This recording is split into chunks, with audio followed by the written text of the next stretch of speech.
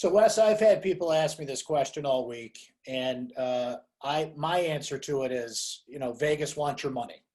But I will ask you this question: why is Duke favored over Syracuse in this football game? I love that this is the way we start. Because Vegas wants your money. There you, there Clark, you. Clark County, Nevada. The economy in Clark County, Nevada is not what it should be, Brent. So they want your money.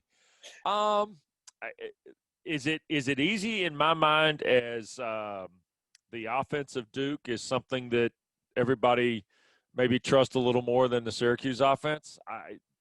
Because defensively they're both pretty good, and I would say in the way you cover the Orange and follow them as much as I try and follow 15 at one time, I would say this. I think Syracuse and Tony White's job defensively has been one of the more pleasant surprises for me in the first month of the season, okay?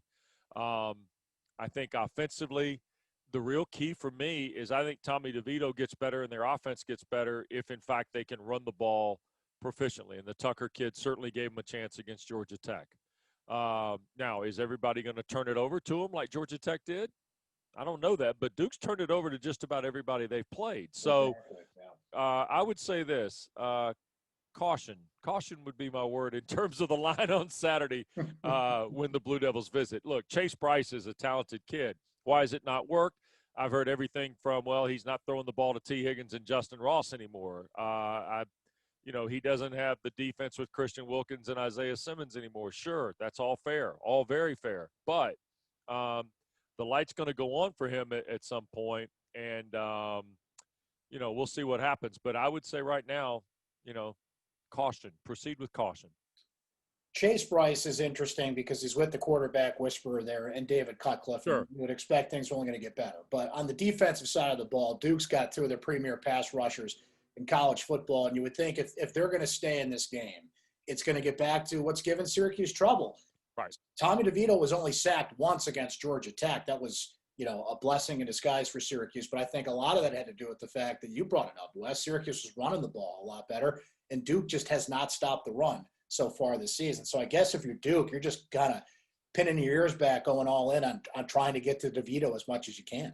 Well, and see what gives first, right? I mean, because in essence, if you can't get to Tommy DeVito and they're having success running the ball, then you're asking yourself to be two-wayed the rest of the day, all right? Because and Duke has played that game before. They played it with Boston College. Remember, I mean, they kind of played that game with Boston College, brought the extra guy, left them man behind, and you go man in the back against BC. And look, Duke's lost some guys too. Mark Gilbert is a tough injury because it's the second big injury he's had in the last 3 seasons, and the kid, God bless him, has just not been able to get healthy.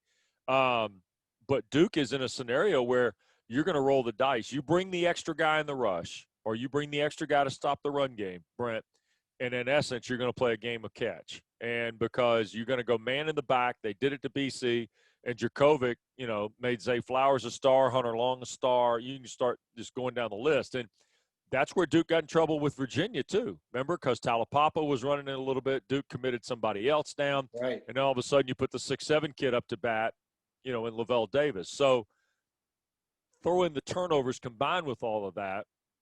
Look, I think this is an important stretch of the season for Syracuse. I think they can, Roddy Jones called them get-right games. You're 0-2 out of the gate. You don't feel great after Carolina. You probably feel worse after Pittsburgh. Then you get right against Georgia Tech.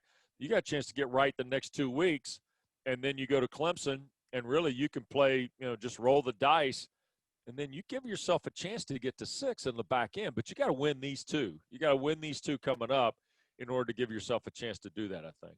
Wes, looking around the ACC, I'm sure you and Mark have been talking about it on Packer and Durham throughout the week, and we'll continue to talk about it. What a slate of games. This is the show-me weekend in the ACC. Virginia Tech, North Carolina, Miami, Clemson.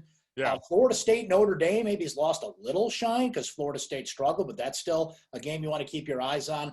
We're going to look back, I think, on this weekend and say whoever made the moves to challenge Clemson in this division did it this weekend. Yeah. And I'd throw Pitt, Boston College, and State Virginia in the mix too, Brent, from this aspect. One, I think that NC State coming off the win at Pittsburgh, Virginia playing well at Clemson, not winning. So Cavaliers were 1 up and 1 down. Then I would throw Pittsburgh off the loss to NC State, BC off the loss to Carolina. How much work's been done there? Is Pittsburgh ready to kind of reset? Don't get beat twice, the old golf term. You're going to double bogey the 11th, don't double bogey 12 because you double bogeyed 11, right? And really that's kind of the fun part of this job this week is you can have these headliners. And look, Virginia Tech's been Carolina's kryptonite. There is no proven method here that just because Carolina's feeling good about themselves, Virginia Tech's look really good for 2 weeks, especially running the rock. And I think that's going to be a heck of a game at noon. The one Saturday night is interesting because we're to the point with Clemson where if, like Virginia did some good things the other night. I said this on Monday's show. I'm a little concerned about the middle of the field. Okay, what else are you concerned about? Well, it's really hard to find anything else I might be concerned about, but I'm concerned about the middle of the field defensively because I know Miami has got a mobile quarterback in De'Aaron King. I know they like throwing the tight ends and Jordan and Mallory. And you know what? I haven't really seen Clemson handle that yet. And then you start thinking, well, wait a second. This is the same Miami team that gave up 500 yards to Louisville but won the game.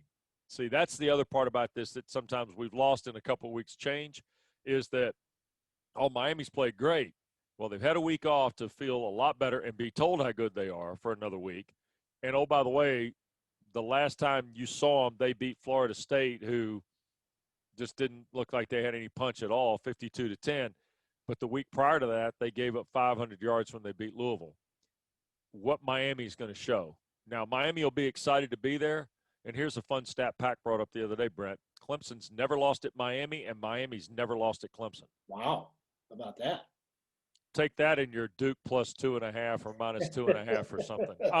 I'd rather bet on that than Duke Syracuse, yeah. Yeah, but to your point at the front, and this is important for everybody who follows this league on a regular basis to understand, the dynamic of this weekend could very well be a premium in the college landscape at the end of the year.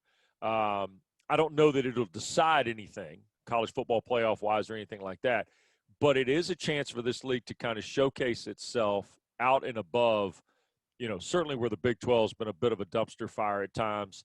The SEC's off, and you trust Alabama, and you think Georgia might be good, but you still remember that first half at Arkansas type thing. This is a chance before the Big Ten gets cranked up and whatever the Pac-12 is going to try and accomplish to remind yourself, by the way, they got really good quarterback play in this league. They got pretty good defensive fronts. And, by the way, the ACC's got 4 in the top 8, 5 in the top 20, and 2 or 3 other teams that I think are capable of being in the top 25 before the year's out. Well, Wes, we can't wait to welcome you back up here to Syracuse so you can see the brand new dome. Stadium. I'm sorry. Yes, I stepped out of line there. The stadium at Syracuse. But that being said, Dinosaur Bar-B-Que is still open. So there is good news. Can I just say this, and I'm going to tell you this, and I know you follow the Bills, right? Yes, sir. Let me just say this. I've been to Dinosaur Bar-B-Que, and I've been to Dinosaur Bar-B-Que with Eric Wood. Okay? and going with Eric Wood, well, first of all, let me say this.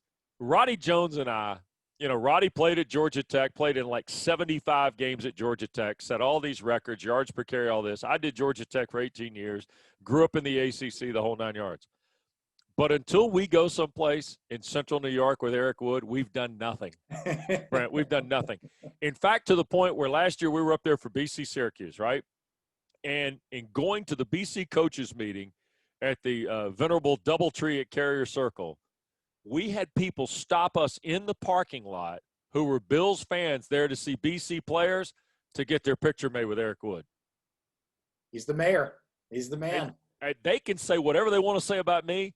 I've been to Dinosaur Bar-B-Que with Eric Wood, and it's like we walked in there with Sinatra.